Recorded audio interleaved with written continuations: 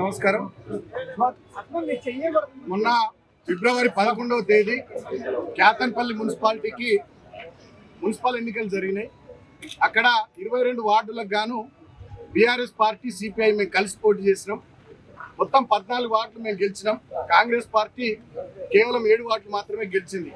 కానీ 13వ తేదీ ఫలితాలు వచ్చిన తర్వాత కాంగ్రెస్ పార్టీ మంత్రి వివేక్ నేతృత్వంలో ఎలాగైనా ఆ మున్సిపాలిటీ చేజిక్కించుకోవాలనే ఆలోచనతో 14వ తేదీ నాడు భద్రాచలం సీతారాముల వారి దర్శనానికి మా కౌన్సిలర్లు పోతే అక్కడ 8 కార్లతోని కాంగ్రెస్ వాళ్ళు 2 కార్లల్లో పోలీసు వాళ్ళు పోయి మా వాళ్ళను ఎత్తుకపోయేటటువంటి కిడ్నాప్ చేసేటటువంటి ప్రయత్నం చేశారు. ఈ విషయం తెలిసి హైదరాబాద్ నుండి నేను వెళ్ళి భద్రాచలం పోయి మా 14 మంది కౌన్సిలర్ల కుటుంబాలతో సహా వాళ్ళని తీసుకొని వచ్చి క్యాతన్పల్లిలోని మా నివాసంలో వాళ్ళకి బస ఏర్పాటు చేసుకొని అక్కడ ఉంచడం జరిగింది. తర్వాత 16వ తేదీ చైర్పర్సన్ ఎన్నిక. ఆ రోజు మేము పోతా ఉంటే ఇన్ టైంకి మమ్మల్ని కౌన్సిల్ హాల్కి మా కౌన్సిలర్లను మోనియకుండా పోలీసు వాళ్ళు 2 చోట్ల అడ్డుకొని ఎన్నికలను 17వ తేదీకి వాయిదా వేసింది. 17వ తేదీ నాడు మా ఎన్నికల పరిశీలకురాలుగా పార్టీ హైకమాండ్ మా కోవ లక్ష్మక్కను పంపించారు. కోవ లక్ష్మక్క నేను కలిసి 14 మంది కౌన్సిలర్లను తీసుకొని మేము పోతా ఉంటే కౌన్సిల్ హాల్కు 2 కిలోమీటర్ల దూరంలో మమ్మల్ని ఆపారు. ఒక కౌన్సిలర్ బబ్బెర స్వర్ణలత అని చెప్పి దళిత బిడ్డ 21వ వార్డు, తనది కేసు ఉంది, వాళ్ళ అత్త కేసు పెట్టిందని చెప్పి ఆ నెపంతో మళ్ళీ మా కౌన్సిలర్లందరిని ఆపే కుట్ర చేసారు. అయినప్పటికీ ఆమె గట్టిగా ఎదిరించి నేను నా ఇష్టంతోనే కేసీఆర్ నాయకత్వంలో సుమనన్న నాయకత్వంలో పనిచేస్తున్నా అని చెప్పి గట్టిగా చెప్తే పోలీసు వాళ్ళు తూకముడ్చిరు. మా 14 మంది కౌన్సిలర్లు కౌన్సిల్ హాల్కి పోయినారు. మేము అక్కడి నుంచి మా ఇంటికి బయలుదేరుతున్నాం కోవలక్ష్మి గారు మేము. అదే సమయంలో వివేక్ గారు మంత్రి గారి కాన్వాయ్ 10ల సంఖ్యలో కార్లు 100ల సంఖ్యలో కాంగ్రెస్ వాళ్ళు మున్సిపల్ కౌన్సిల్ ఆఫీస్ వైపు పోతా ఉన్నారు. మేము ప్రశ్నించినాం పోలీసు వాళ్ళను. మమ్మల్ని, నేను మాజీ ఎమ్మెల్యేను, మా కోవలక్ష్మక్క ప్రస్తుత ఎమ్మెల్యే, మా ఇద్దరిని కూడా కనీసం మీరు పోనీయకుండా 2 కిలోమీటర్ల దూరం లాపిర్రు. మరి కాంగ్రెస్ వాళ్ళని ఎట్లా పోనిస్తారంటే మా మీద లాఠీ చార్జ్ చేసిరు పోలీసు వాళ్ళు. అటువైపు నుండి కాంగ్రెస్ వాళ్ళు రాళ్ళు విసిరిరు. కానీ అన్యాయం ఏంటంటే రాళ్ళు విసిరిన వాళ్ళ మీద కేసులు కాలే, మా మీద 25 మంది మీద కేసులు పెట్టిరు. తర్వాత ఏం జరిగింది, కౌన్సిల్ హాల్కి పోయినాక మా 14 మంది కౌన్సిలర్లకు మంత్రి వివేక్ గారు వాళ్ళ కొడుకు ఎంపీ బ్లాంక్ చెక్కులు ఇచ్చి ప్రలోభ పెట్టే ప్రయత్నం చేసిరు.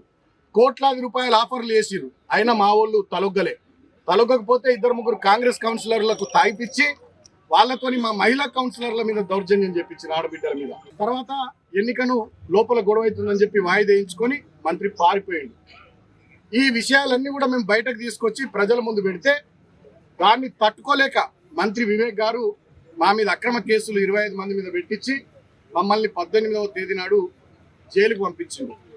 సరే, మాకు కేసులు జైలు కొత్త కాదు, కానీ నేను ఒకటే మాట కోరుతా ఉన్న తెలంగాణ ప్రజలను ఆలోచించమని. కేసీఆర్ గారు ఆనాడు 2023లో మేము అసెంబ్లీ ఎన్నికల్లో ఓడిపోయినాం. 64 సీట్లు కాంగ్రెస్ ప్రభుత్వానికి వస్తే ప్రజా తీర్పును గౌరవించి కేసీఆర్ గారు ప్రగతి భవన్ను 1 నిమిషంలో విడిచిపెట్టి వారు ఎర్రవెల్లిలోని వారి సొంత ఇంటికి బయలుదేరారు. మరి ఇక్కడ 22 స్థానాలకు గాను 14 స్థానాలు మాకొచ్చి 7 స్థానాలే కాంగ్రెస్ పార్టీకి వస్తే వాళ్ళు ఎట్లా చైర్మన్ అవుతారు? మరి ఇక్కడ ప్రజా తీర్పును మంత్రి వివేక్ గారు కానీ ముఖ్యమంత్రి రేవంత్ రెడ్డి గారు కానీ గౌరవించాలి కదా. గౌరవించకపోగా కౌన్సిల్లో దుశ్శాసన పర్వం, బయట మా మీద రాళ్ల దాడులు, పోలీసులతో మా మీద అక్రమ కేసులు, మమ్మల్ని జైళ్లలో పెట్టుడు. ఇవాళ ముఖ్యమంత్రి రేవంత్ రెడ్డి ఆధ్వర్యంలో రాష్ట్రం అంతా ఇట్లనే తయారైంది. ముఖ్యంగా మా కోల్బెల్ట్ ఏరియాలో మంత్రి వివేక్ ఆధ్వర్యంలో దౌర్జన్యం నడుస్తూ ఉంది. మా మంచిర్యాల కలెక్టర్ నుంచి మొదలుకుంటే ఎంఆర్ఓ దాకా విశాఖ ఇండస్ట్రీస్లో ఎంప్లాయీస్ అయిపోయారు వాళ్ళు, ప్రభుత్వ ఉద్యోగులు గారు.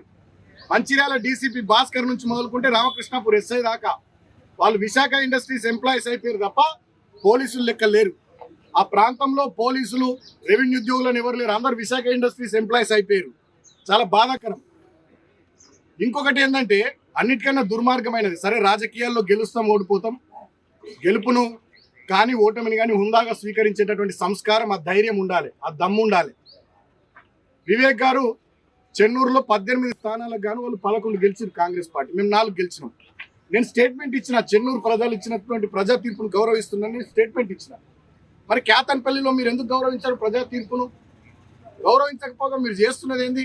ఒక వికృత రాజకీయ దుర్మార్గపు క్రీడకు మీరు తెరలేపిర్రు.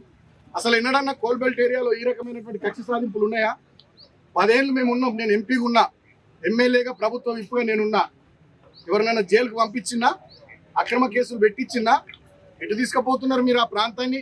మీరు ఏం చెప్పి అడిగిర్రు? 45,000 ఉద్యోగాలు ఇస్తామన్నారు, ఫ్యాక్టరీ పెడతామన్నారు. మీ కాంగ్రెస్ ఏమో 6 గ్యారంటీలు 420 హామీలు అన్నది.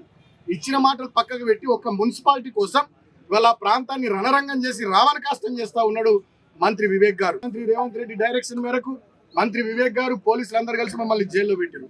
సరే, జైల్లో చాలా ఇబ్బందులు పడ్డాం.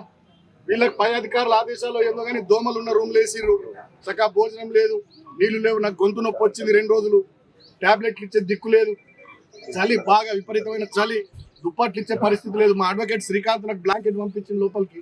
లోపల కూడా చాలా ఇబ్బందులు పెట్టిర్రు. మీరు ఇటు తిరగొద్దు, అటు తిరగొద్దు, రిస్ట్రిక్షన్స్ మాకు. సరే, భరించినాం. ఇవాళకి 16 రోజులు. నేను ఇప్పుడు కోరుతా ఉన్న వివేక్ గారిని, ముఖ్యమంత్రి రేవంత్ గారిని, మీ కళ్ళు చల్లబడ్డాయా? మీ కక్ష తీరిందా? మీ కడుపు మంట చల్లారిందా? నన్ను జైల్లో పెట్టిరుగా 16 రోజులు. ఇంకా దుర్మార్గం ఏంటంటే, నాకు మొన్ననే బెయిల్ రావాలి. మంచిర్యాల కోర్టు వచ్చింది, హైదరాబాద్ కోర్టు వచ్చింది, చెన్నూరు కోర్టులో నాకు బెయిల్ రావాలి. బలవంతంగా ప్రభుత్వ పెద్దలు ఒత్తిడి చేసి 5వ తేదీకి వాయిదా వేయించింది. కారణం ఏందో తెలుసా? నిన్న హోలీ, ఇవాళ నా చిన్న కొడుకు పుట్టినరోజు. ఈ 2 సందర్భాలలో నేను నా ఇంటికాడ నా కుటుంబ సభ్యులతో ఉండొద్దనే ఒక సాడిస్టిక్ ప్లెజర్, పైశాచిక ఆనందం కొద్దీ నిన్న ఇయ్యాల నన్ను జైల్లో ఉంచాలని చెప్పి 5వ తేదీకి వాయిదా వేయించారు. కానీ నేను మా అడ్వకేట్లకు సెల్యూట్ చేస్తూ ఉన్నా. మా కేసీఆర్ గారు ఎప్పటికప్పుడు మానిటర్ చేసి వారికి కూడా కృతజ్ఞతలు. మా అడ్వకేట్లు మంచిర్యాలలో కానీ, చెన్నూరులో కానీ, హైదరాబాద్లో కానీ మాకు బెయిల్ రావడానికి వాళ్ళు బాగా కృషి చేసి వాళ్ళకు హృదయపూర్వకంగా కృతజ్ఞతలు. అదేవిధంగా జైల్లో ఉన్నప్పుడు నన్ను పరామర్శించడానికి పెద్దలు, పార్టీ నాయకులు, మా హరీష్ అన్న, అదేవిధంగా మా కేటీఆర్ అన్న కూడా వచ్చి నాకు ధైర్యం చెప్పారు.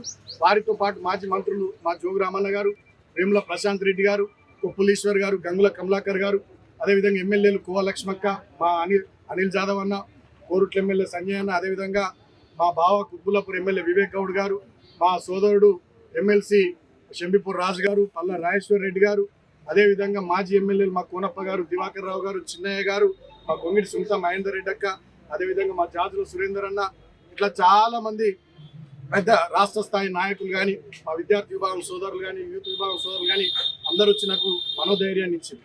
కానీ నేను ఒక్క మాట రాష్ట్ర ప్రజల్ని కూడా ఆలోచించమని కోరుతున్నాను. నడిపినాం, మేము ఎన్నడూ కక్ష సాధింపు రాజకీయాలు చేయాలి. ఇంకొక ఉదాహరణ చెప్తారు రాష్ట్ర ప్రజలు. 2014లో నా మీద ఎంపీగా కాంగ్రెస్ పార్టీ నుండి వివేక్ గారు పోటీ చేసి ఓడిపోయారు. వారు ఓడిపోయిన తర్వాత వారిని పార్టీలోకి తీసుకొచ్చుకొని ప్రభుత్వ సలహాదారు ఇచ్చినాం.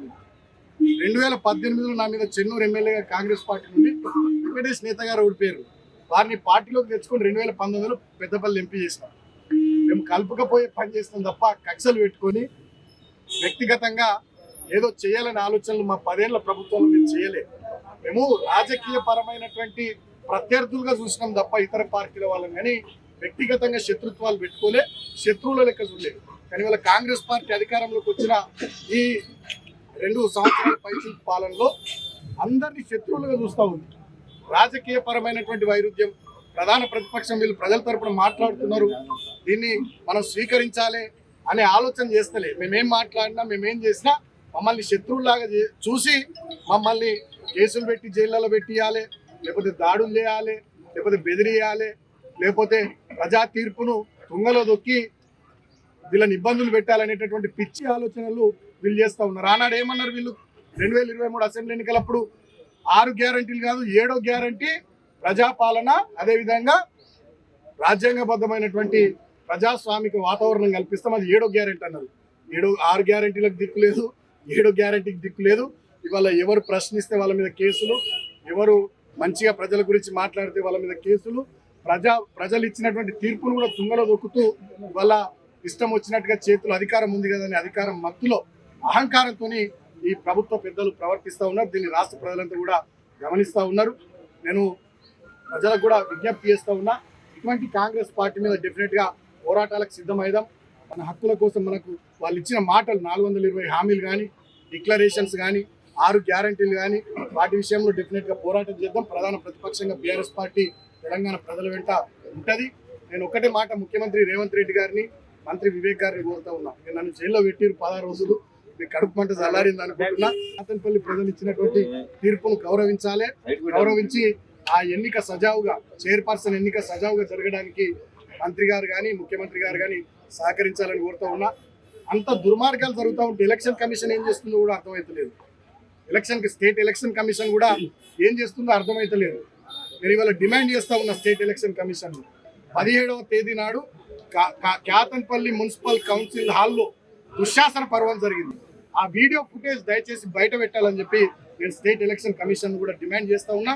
ఫేర్గా మళ్ళీ ఒక డేట్ ఇచ్చి ఎలక్షన్ జరిగేటట్టుగా, వీలైనంత తొందరలో చైర్పర్సన్ వైస్ చైర్మన్ ఎన్నిక జరిగేటట్టుగా, ప్రజా తీర్పు ప్రకారం అక్కడ మాకు చైర్మన్ వైస్ చైర్మన్ వచ్చేటట్టుగా స్టేట్ ఎలక్షన్ కమిషన్ ప్రశాంతమైనటువంటి వాతావరణంలో ఎన్నిక జరిపించాలని డిమాండ్ చేస్తూ, ఇన్ని రోజులుగా నేను జైల్లో ఉన్నప్పుడు కూడా నాకు సహకరించినటువంటి వాస్తవాలన్నింటినీ ప్రజల్లోకి తీసుకొచ్చిన మీడియాకు కూడా హృదయపూర్వకంగా నేను కృతజ్ఞతలు తెలియజేస్తూ, మా బీఆర్ఎస్ సోషల్ మీడియా వారియర్స్ రాష్ట్ర వ్యాప్తంగా కూడా ఇక్కడ జరిగినటువంటి అన్యాయం కానీ, మా విషయంలో చేసినటువంటి దుర్మార్గాలు, కాంగ్రెస్ ప్రభుత్వం మంత్రి వివేక్ చేసినటువంటి వాటిని ప్రజల దృష్టికి ఎప్పటికప్పుడు తీసుకొచ్చిన బీఆర్ఎస్ పార్టీ సోషల్ మీడియా వారియర్స్కి, నాకు అండగా ఉన్నటువంటి మా పార్టీ నాయకులకు, అదేవిధంగా విద్యార్థి విభాగం, యువజన విభాగం సోదరులకు, మా మాజీ ఎమ్మెల్యేలకు, మాజీ మంత్రులకు, ముఖ్యంగా మా పార్టీ పెద్దలు కేసీఆర్ గారు నాకు బెయిల్ రావాలని ఎప్పటికప్పుడు అడ్వకేట్లతో మాట్లాడి అన్ని విషయాలు మానిటర్ చేసిన గౌరవనీయులు తెలంగాణ తొలి ముఖ్యమంత్రి కేసీఆర్ గారికి, నాకు జైలుకి వచ్చి మనోధైర్యాన్ని ఇచ్చి పార్టీ మొత్తం నీ వెంట ఉంది,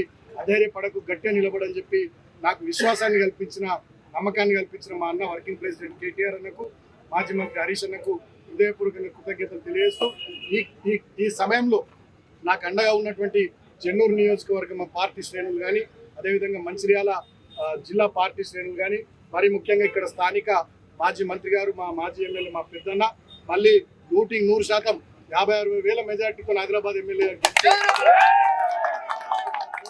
వీళ్ళంతా పూర్తి స్థాయిలో నాకు అండగా ఉన్నారు. వారందరికీ హృదయపూర్వక కృతజ్ఞతలు. అన్నిటికన్నా ముఖ్యంగా లీగల్ టీం హైదరాబాద్లో కానీ, మంచిర్యాలలో కానీ, చెన్నూరులో కానీ ప్రభుత్వం యొక్క కుట్రల్ని పటాపంచలు చేస్తూ, పోలీసులు మొన్న రాత్రి 9కి నోటీస్ ఇచ్చేటటువంటిది ఉంటుందా జైల్లో, కస్టడీ పిటిషన్ నోటీస్ అని చెప్పి రాత్రి 9కి జైలుకి వచ్చి పోలీసులు నోటీస్ ఇస్తే నేను తీసుకోను, without consulting my advocates I cannot proceed, I cannot take అని చెప్పి నేను సీరియస్గా రాసి సంతకం పెట్టిన. అంటే రాత్రి 9కి తెల్లారి బెయిల్ వస్తుందని చెప్పి రాత్రి 9కి కస్టడీ పిటిషన్ తీసుకుని వచ్చారు పోలీసు వాళ్ళు. సో ఇన్ని దుర్మార్గాలు పోలీసు వాళ్ళు చేసినా ఎక్కడికక్కడ గట్టిగా నిలువరించి న్యాయం గెలిచేటట్టుగా, ధర్మం గెలిచేటట్టుగా, మాకు బెయిల్ వచ్చేటట్టుగా చేసినటువంటి మా లీగల్ టీం, మా న్యాయవాదులందరికీ హృదయపూర్వకంగా కృతజ్ఞతలు తెలియజేస్తూ, ఇంకా 3 సోదరులు మా వాళ్ళు జైల్లో ఉన్నారు. ఇంకా 12 మందికి నిన్న యాంటిసిపేటర్ బెయిల్ వచ్చింది. ఆ 4-5కి కూడా బెయిల్ తొందరగా వచ్చేటట్టుగా మా లీగల్ టీం చర్యలు తీసుకుంటుందని సహకరించిన ప్రతి ఒక్కరికి పేరు పేరున హృదయపూర్వక కృతజ్ఞతలు తెలియజేస్తూ, థ్యాంక్ యూ. జై తెలంగాణ, జై